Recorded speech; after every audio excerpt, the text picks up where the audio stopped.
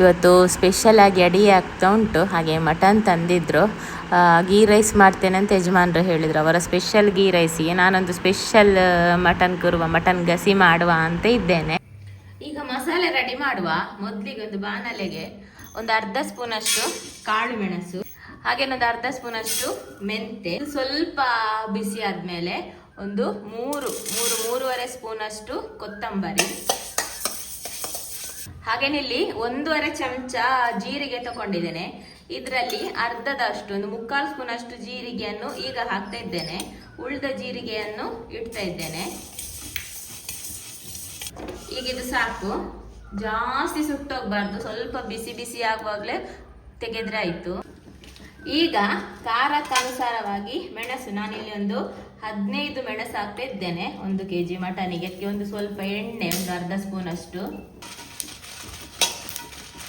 ಇದು ಕೂಡ ಜಾಸ್ತಿ ಕಪ್ಪಾಗುವಷ್ಟು ಫ್ರೈ ಮಾಡಬಾರ್ದು, ಪದಾರ್ಥದ ಬಣ್ಣ ಕೂಡ ಹಾಳಾಗ್ತದೆ. ಸಾಕು. ಈಗ ಅದೇ ಬಾಣಲೆಗೆ 1 ಸ್ಪೂನ್ ಅಷ್ಟು ತುಪ್ಪ, ಒಂದು 7-8 ಗೋಡಂಬಿ ಫ್ರೈ ಆದ್ರನ್ನು ತೆಗೆದಿಡುವ.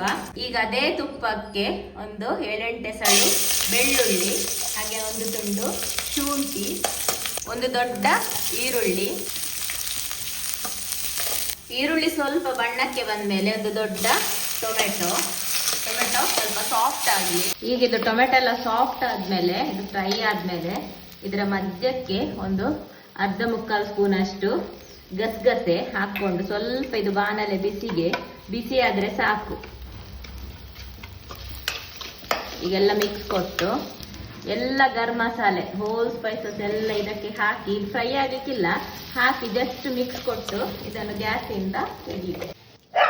ಈಗ ಅದೇ ಬಾಣಲೆಗೆ ಸ್ವಲ್ಪ ಒಂದು ಅರ್ಧ ಹೋಳಷ್ಟು ತೆಂಗಿನ ತುರಿ, ಸ್ವಲ್ಪ ಕರಿಬೇವು, ಸ್ವಲ್ಪ ಅರಶಿನ, ತೆಂಗಿನಕಾಯಿ ಫ್ರೈ ಮಾಡುವ. ಎಣ್ಣೆಯ ಪಸೆ ಬಾಣಲೆಯಲ್ಲಿ ಇಲ್ಲದಿದ್ರೆ ಸ್ವಲ್ಪ ಎಣ್ಣೆ ಅಥವಾ ತುಪ್ಪ ಹಾಕಿದ್ರೆ ಆಯ್ತು. ಈಗ ಇಲ್ಲಿ ಫ್ರೈ ಮಾಡಿದ ತೆಂಗಿನ ತುರಿ, ಹಾಗೇನೆ ಫ್ರೈ ಮಾಡಿಟ್ಟೆಲ್ಲ ಮಸಾಲ, ಹಾಗೇನಿದಕ್ಕೆ ಸ್ವಲ್ಪ ಹುಣಸೆ ಹುಳಿ, ಇಷ್ಟನ್ನಿಲ್ಲಿ ಗ್ರೈಂಡರಿಗೆ ಗ್ರೈಂಡ್ ಮಾಡಲಿಕ್ಕೆ ಹಾಕ್ತೇನೆ. ಈಗ ಮಸಾಲೆ ಗ್ರೈಂಡ್ ಆದ್ಮೇಲೆ ಇಲ್ಲಿ ನಾವು ಫ್ರೈ ಮಾಡಿಟ್ಟ ಟೊಮೆಟೊ, ಈರುಳ್ಳಿ ಮತ್ತೆ ಗರಂ ಮಸಾಲೆ ಮತ್ತೆ ಗೇರು ಬೀಜ ಎಲ್ಲ, ಅದಕ್ಕೆ ಒಂದು ಆಗ ತೋರಿಸಿದಲ್ಲ ಉಳ್ದಂತ ಜೀರಿಗೆ ಮತ್ತೆ ಒಂದು 4 ಹಸಿ ಬೆಳ್ಳುಳ್ಳಿಯನ್ನು ಸೇರಿಸಿ ಇದನ್ನು ಗ್ರೈಂಡ್ ಮಾಡ್ಲಿಕ್ಕೆ ಹಾಕುದು. ಇದನ್ನು ಹಾಕಿದ್ಮೇಲೆ ನೀರು ಹಾಕ್ಲಿಕ್ಕೆ ಇಲ್ಲ, ಅದರ ಮೊದಲು ಸಾಧಾರಣ ನೈಸ್ ಆಗ್ಬೇಕು ನೋಡಿ. ಇಷ್ಟು ನೈಸ್ ಆದ್ಮೇಲೆ ಇದನ್ನು ಹಾಕ್ಲಿಕ್ಕೆ. ಈಗ ಇಲ್ಲಿ ಮಟನ್ ಬೇಯಲಿಕ್ಕೆ ಇಡ್ಲಿಕ್ಕೆ ಸ್ವಲ್ಪ ತುಪ್ಪ, ಕುಕ್ಕರಲ್ಲಿ ಬೇಯಿಸ್ತಾ ಇದ್ದೇನೆ ಮಟನ್. ತುಪ್ಪ ಬಿಸಿ ಆಗುವಾಗ 2 ಈರುಳ್ಳಿ, ಸ್ವಲ್ಪ ಕರಿಬೇವು,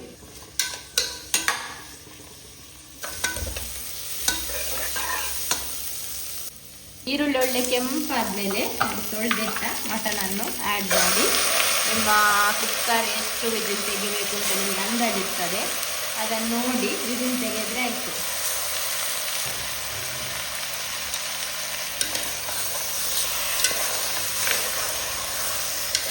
ಎರಡು ನಿಮಿಷ ಚೆನ್ನಾಗಿ ಇದನ್ನು ಫ್ರೈ ಮಾಡಬೇಕು. ಪುದೀನ ಮತ್ತೆ ಕೊತ್ತಂಬರಿ ಸೊಪ್ಪು, ಮಸಾಲೆ ಮೊದಲೇ ಗ್ರೈಂಡ್ ಮಾಡಿಟ್ರೆ ಮಿಕ್ಸಿ ತೊಳೆದ ಅಥವಾ ಗ್ರೈಂಡರ್ ತೊಳೆದ ನೀರನ್ನೇ ಹಾಕಿ ಬೇಯಲಿಕ್ಕೆ ಇಟ್ಟರೆ ಆಯ್ತು. ಜಾಸ್ತಿ ಅಲ್ಲ, ಸ್ವಲ್ಪ ಒಂದು ಅರ್ಧ ಗ್ಲಾಸ್ ಅಷ್ಟು.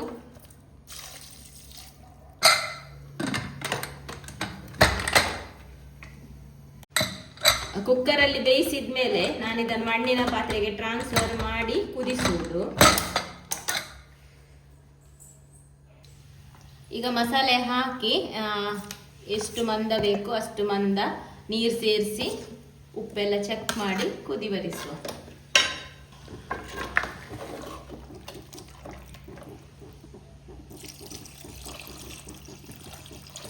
ನೋಡಿ, ನಾನು ಇಷ್ಟು ಮಂದವಾಗಿ ಇಟ್ಟಿದ್ದೇನೆ, ಇಷ್ಟು ದಪ್ಪ, ತುಂಬ ನೀರು ಬೇಡ. ಮಟನ್ ಗಸಿಯಾಗಿ ಇಡುವ ಮಟನ್ ಗಸಿಯ. ಒಳ್ಳೆ ಒಂದು ಕುದಿ ಬರಲಿ.